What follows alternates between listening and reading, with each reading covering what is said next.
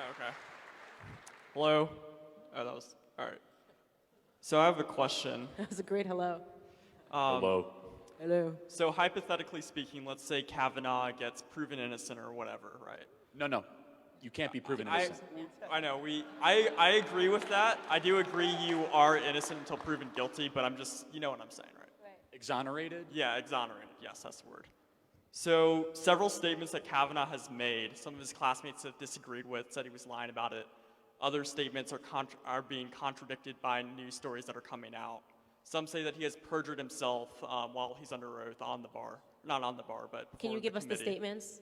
I can pull out my phone and like. No, come on, you've just been in line Let's- for 20 minutes. You don't have the statement? Yeah, I have them on Here's my- one thing I do want to say, though. Well, He likes beer. Guys, Brett Kavanaugh likes beer, all right?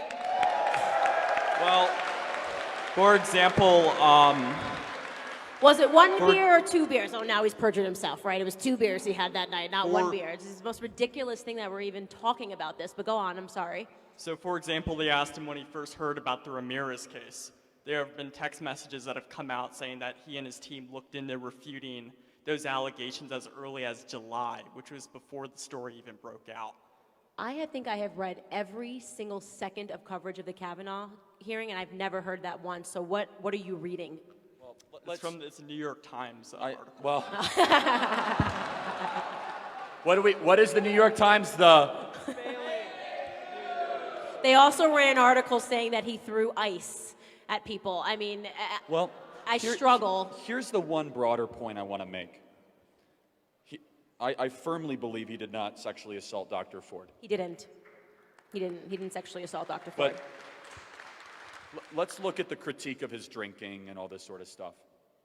I'm sure no one here has ever drank to excess, so we can all excuse ourselves from that.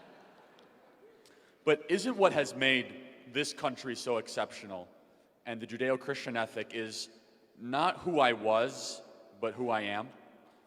How far I have come, where you're able to say, boy, that's not who I am today, but I've come a long way, that I've made a series of decades of good choices, of behaving well and treating women with empowerment.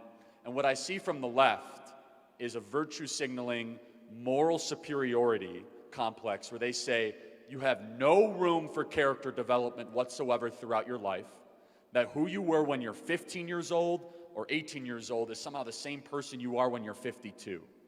And what I believe, when I believe in the power of the individual, I say, hold on a second, God forbid anyone brings up what I did when I was 15. I can't remember what I did when I was 15.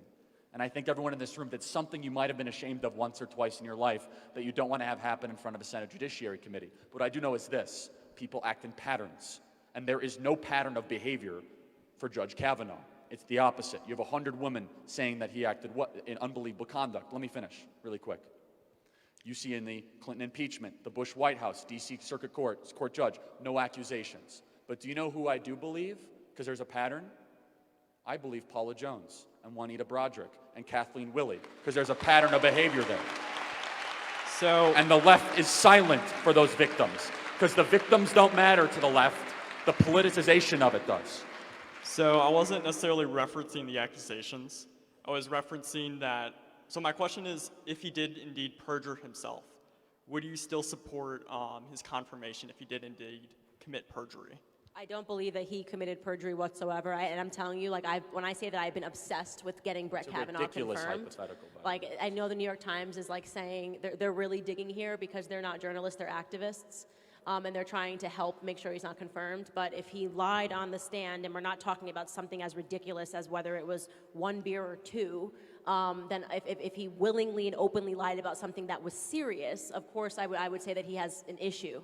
But I don't believe that to be the case whatsoever. I think it's just the New York Times being the New York Times. You want to talk about perjury? We have evidence that Dr. Ford perjured herself. Do you believe she should go to prison? Want me to give you the evidence? She 100% should be in She prison. said Lock that she her up. never coached anyone through a polygraph. Her ex-boyfriend came out yesterday and says that she did it a lot and she did it to a specific incident. That's perjury. She put her in prison?